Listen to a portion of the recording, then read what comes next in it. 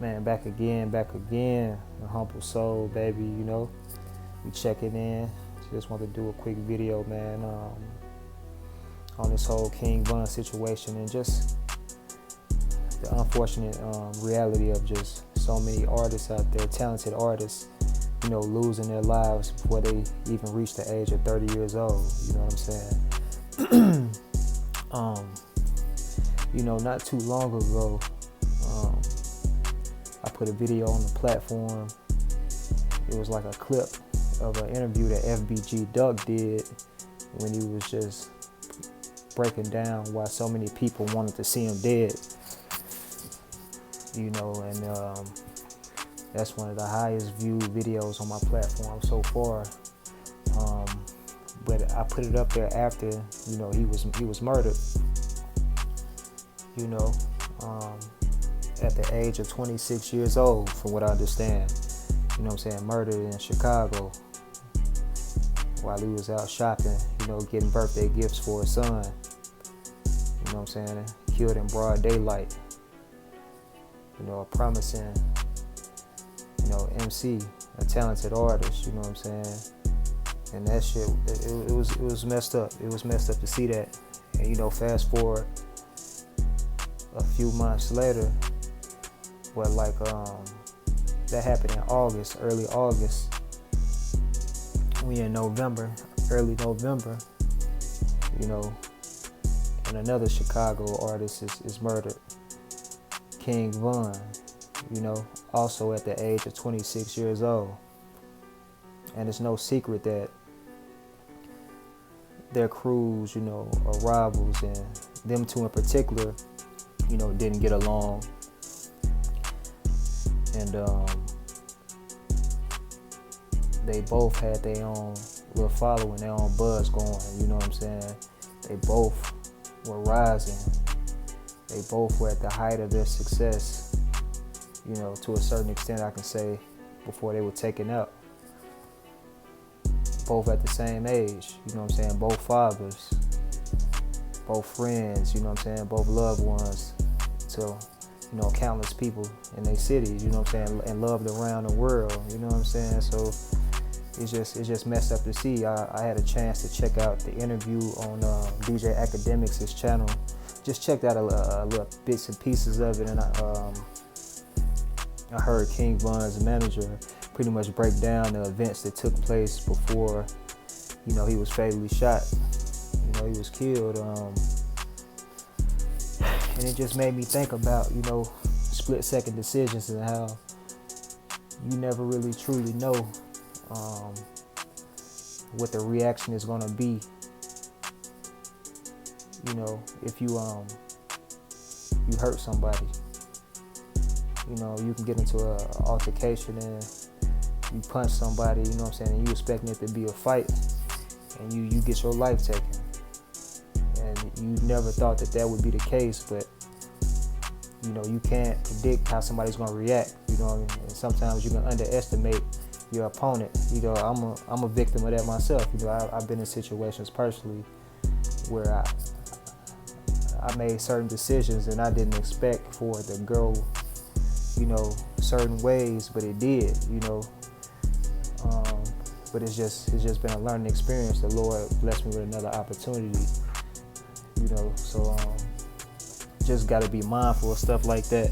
But it's messed up to see that, man, and just to hear that the manager said that King Von and his people were out celebrating one of his comrades, Boss Top's birthday, as well as celebrating a couple of his other people, you know what I'm saying, them signing, you know, $50,000 deals. I think that's what he said. And, you know, they all got money in their pockets. You know, they out, you know, Von, they did like a little album release party at a club in Atlanta, and then they decided to go to another spot.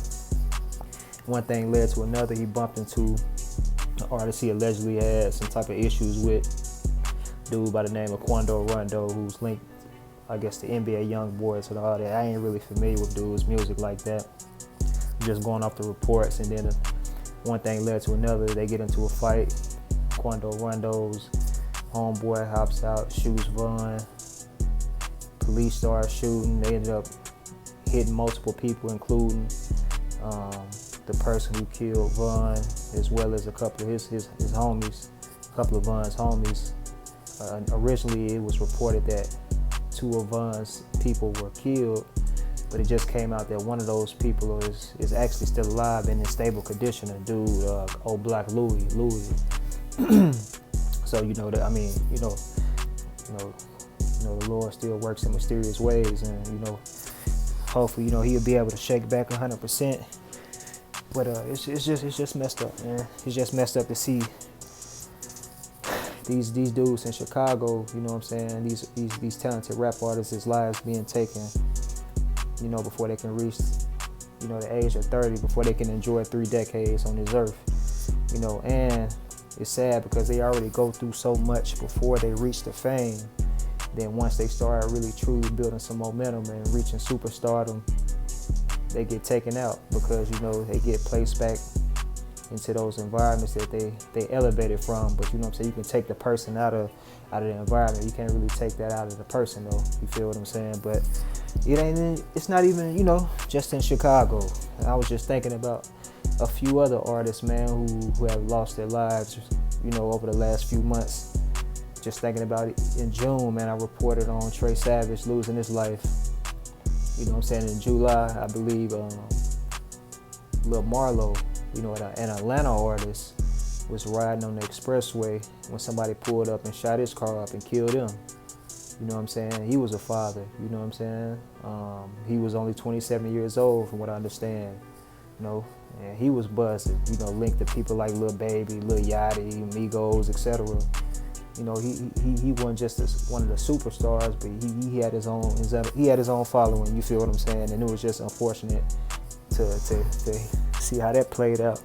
Fast forward to next month, you got FBG Duck being murdered in August. In September, man, this dude that I rock with, I rock with his music from years back, Bandgang AJ, or aka Bandgang Jizzle P. Shot and killed while he's chilling in a car with his homeboy in his mother's driveway. Man was shot and killed in front of his mom. 25 years old. The man had got out of prison. He had did some time in the feds for, I believe, like a scam-related charge. He had his own buzz going, his own following, and then he gets taken out. In his hometown. It's sad, man. It's sad. 2020, man. It's been a rough year. It's been an interesting year, but it's most definitely been an eye-opening year. If nothing else, man, I don't take from seeing situations like these occur. These young brothers, being taken off this earth at such a young age. It's the fact that you gotta make wise decisions, man, as much as you can. You gotta move as smart as you can.